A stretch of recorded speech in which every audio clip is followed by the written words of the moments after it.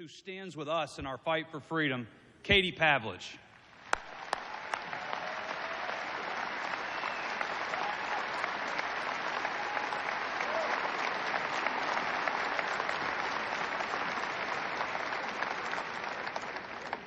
Good afternoon. It is an honor and a privilege to be standing on this stage. As an American, a gun owner, and as a lifetime member of the National Rifle Association.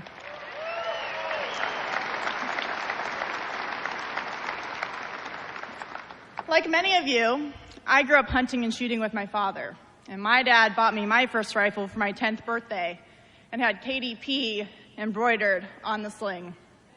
Lots of good times with that gun. When I turned 21, I became the owner of my first handgun and took my first concealed carry class. And since then, my firearms collection for personal protection and target shooting has grown, and my training has expanded significantly. And as my father always says, there are two very important rules to gun ownership. The first, you can never have too many guns. And the second is to refer back to rule number one.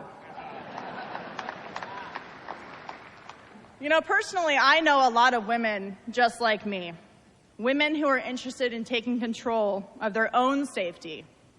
Women who embrace their God-given ability to defend themselves and their bodies. Some of my favorite moments have come after taking a curious woman to the range to shoot for the first time and hearing her say, "Wow, I feel so empowered," as we walk out the door to go home. As a writer and reporter over the years, I've had the privilege of getting to know a number of men and women in the gun industry and the shooting sports. I've seen their efforts to promote responsible ownership of firearms and real gun safety. And no, Katie Couric, we will not allow you to hijack that term, nor will we allow you or your ivory tower zealots to take credit for all of the work that we, the NRA, and its millions of members have done to reduce crime over the years.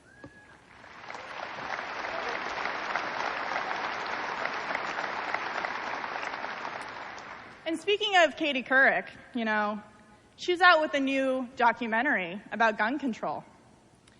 But where's her big expose on President Obama's actions to commute the sentences of violent felons who broke federal gun laws to carry out their crimes?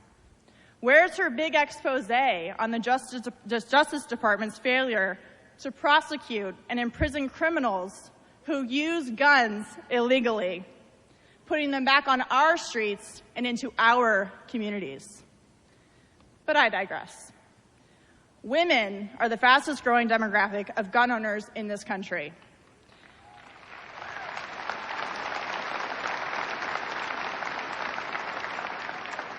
And we have incredible role models like Julie Golub, Natalie Foster, Kimberly Corbin, Jessie Duff, and many others leading the way as an example.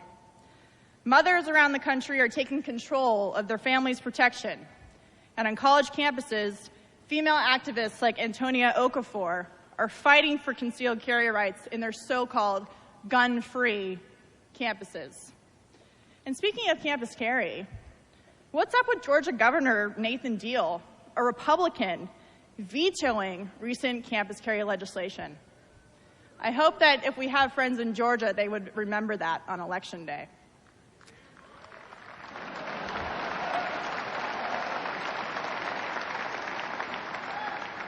The number one reason why women choose to purchase their first handgun is for self-defense purposes, to make themselves and their families safer, which is why I've been amazed to see recent pushes from women's magazines like Cosmopolitan, Glamour, and others making absurdly inaccurate statements about why women shouldn't own guns. In 2014, Cosmo editor Eliza Benson said, quote, "I get that the college sexual assault problem can't be solved in 30 secs, but still icky to pretend like self-defense is the answer," end quote. self-defense is icky now for women.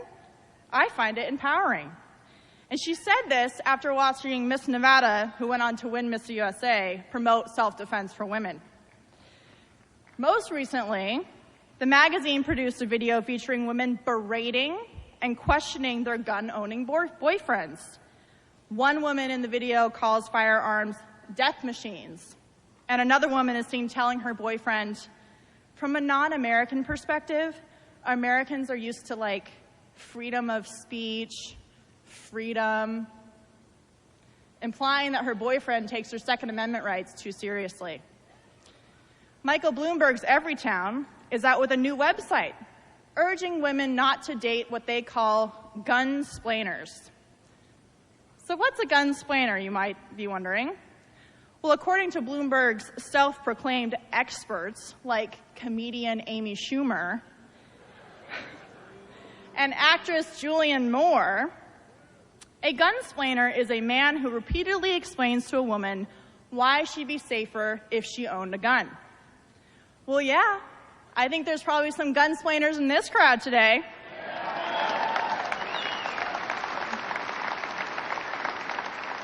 And let me tell you what, I'll take a gunsplainer over Pajama Boy any time of the day.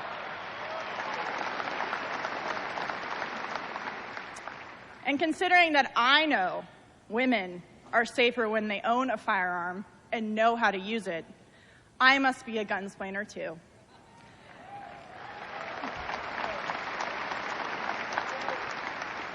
And I have to say, I am extremely proud of the men in my family who own guns, and I am eternally grateful to my dad for teaching me how to use mine. But I have news for Cosmo, Bloomberg, and their Hollywood friends. We aren't buying it. Women aren't buying it. We're smarter than that. How dare they portray women as helpless, uninformed whiners? And how dare they imply that the men we care about will do us harm simply because they own a firearm? And how dare they talk down to us and tell us what we don't need to protect ourselves while attempting to take away the guns that make us completely independent? And finally, what nerve they have to scream about rape culture while denying women their single greatest equalizer. So despite endless lies, bogus narratives, and money Michael Bloomberg spends in an attempt to destroy the Second Amendment, the good news is we are winning, and women are playing a large role in our success. Overall, there will be 14 million concealed carry permit holders in America this year. That is something we should be celebrating.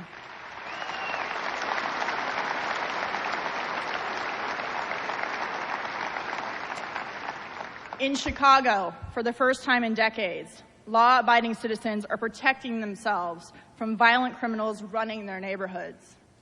In Washington, D.C., anti-gun zealots have their backs against the wall as federal judges keep striking down their unconstitutional and difficult concealed carry laws. We're winning, but we can never stop fighting, and we won't. I'll continue to do my part to combat false narratives promoted through an ignorant, anti-Second Amendment media, and I know you'll continue to do your part to defend the Second Amendment in your local communities and in the voting booth. Thank you, and Molan Lave.